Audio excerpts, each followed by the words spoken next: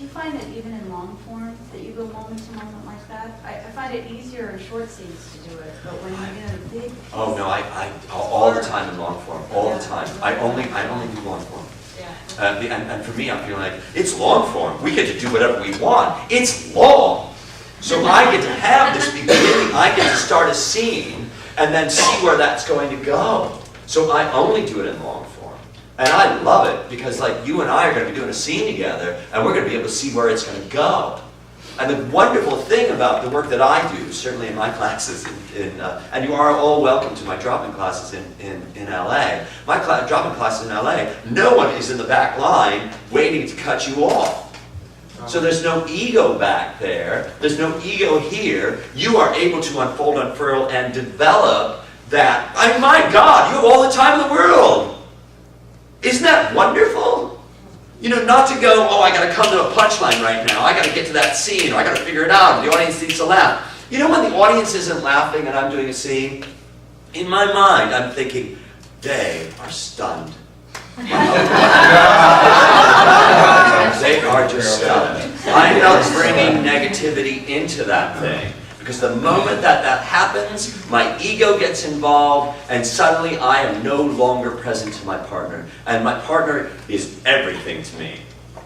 My partner tells me who it is that I am. I need you to tell me who it is that I am. Isn't that great? You tell me, I could be sitting here and thinking, I'm a doctor. And then you suddenly say, God, you're the best janitor in the world. I'd be like, oh, I'm a janitor. I'm accepting that. Others? Yes. Other than just deciding you want to be in the moment, can you offer any insight as to how to get out of your head and, yes, and just to become present? Yes. Look at your partner and ask yourself what they're feeling. And then tell them. Does that make sense? Tell them what they're feeling? Tell them what they're feeling. Tell them. So in other words, it's like, so if I do this, okay, Alan, I want you to just sit in your chair and think away. Right? Would you nod to me when he has? Yes. Right, good. So I'm going to look at him right now, and I'm going to tell him how he's feeling. She's never coming back, Bob. In that moment, I'm outside myself and seen. You know what I mean? In that moment, I'm taking it off of me. It's all, I have nothing to do with this. So in that moment that I tell Alan that, okay, so I say to Alan, get over it, she's not coming back. I'm casting him, aren't I? Who else am I casting? Your relationship. I am casting him because I'm the guy that calms him down in this moment. And if I'm that guy that calms him down, I guarantee you at the end of the scene, he's the guy that calms me down. Because I need to keep going in the direction that I'm faced.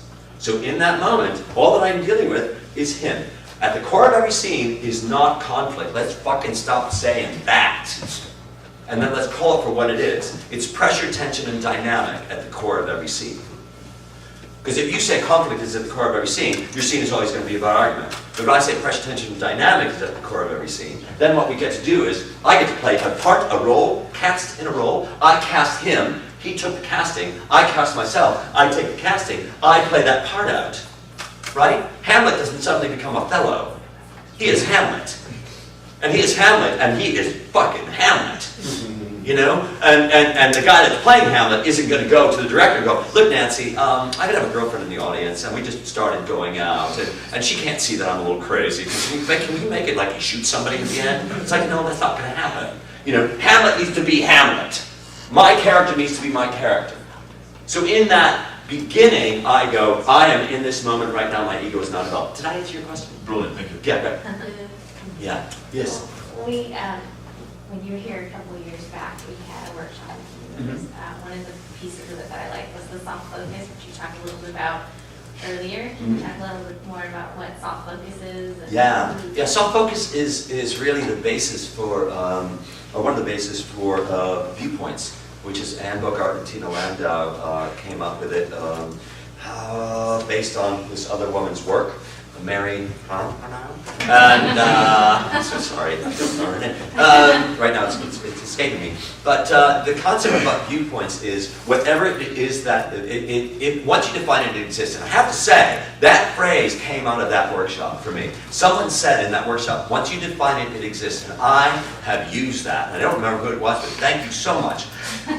Everything, there are 9 viewpoints in that, but at the basis of all that is soft focus. And soft focus is what I asked you to do in that moment where I said be silent and to pay attention to the silence and to know that everything is laid upon that. Soft focus is the idea of if I am looking at you in hard focus, I am not paying attention to anything else that's going on. But if I'm looking at you and then there's this peripheral vision that goes on as well, I am taking that in.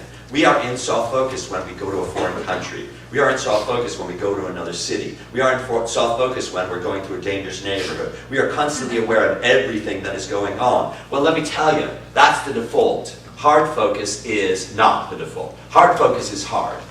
But when I am moving or walking, or today I was at LAX and I've got my headphones on and I'm watching everybody in the gates walking around and I am in soft focus. And baby, when you are in soft focus, life is a theatrical experience.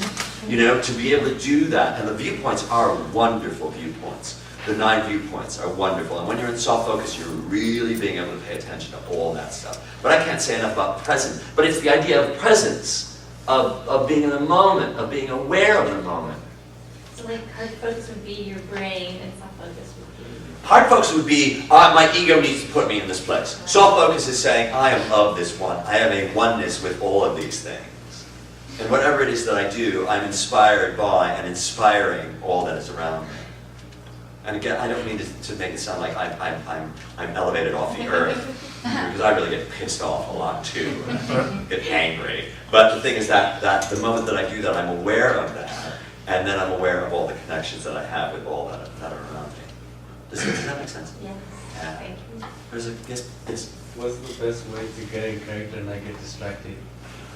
The best way to get into character is to realize that you're in character. And I hate to say this, right now, I'm looking at me right now, in this shape right now, I'm accepting, when I say shape, what I mean is, I don't mean just shape, but I mean the way that I'm sitting right now, this is my character. And my character follows through on this. I love the way I'm sitting right now. I think this is an awesome character.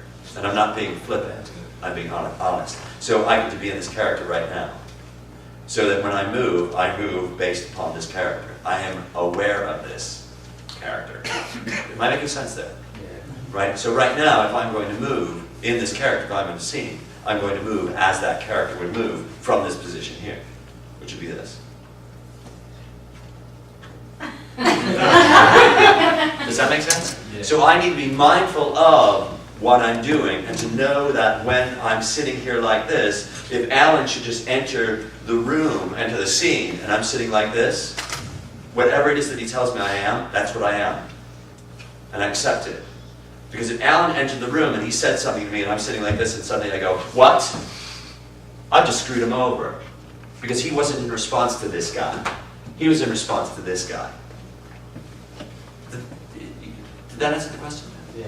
Yeah. So it's all about presence. It's all about whatever it is that you bring to stage. Hold on to your shit. Hold on to your shit. And then the question is, when do you let go of your shit? When it's time to let go of your shit. And then people say, when is it time to let go of your shit? And then I say, when is it time for you to tell your girlfriend that you love her for the first time? Or you tell your boyfriend that you love him for the first time? Is it you go, oh, well, we've been together for 14 hours. Or I'm weighing 9 stones. When we met, I was weighing 8 stones. You tell that person that you love them when you tell that person that, when you're compelled to tell them that you love them. I change when you make me change. When you make me change. I don't change based upon anything other than that. If I change and you don't make me change, it's a non sequitur. It doesn't fit in sequence.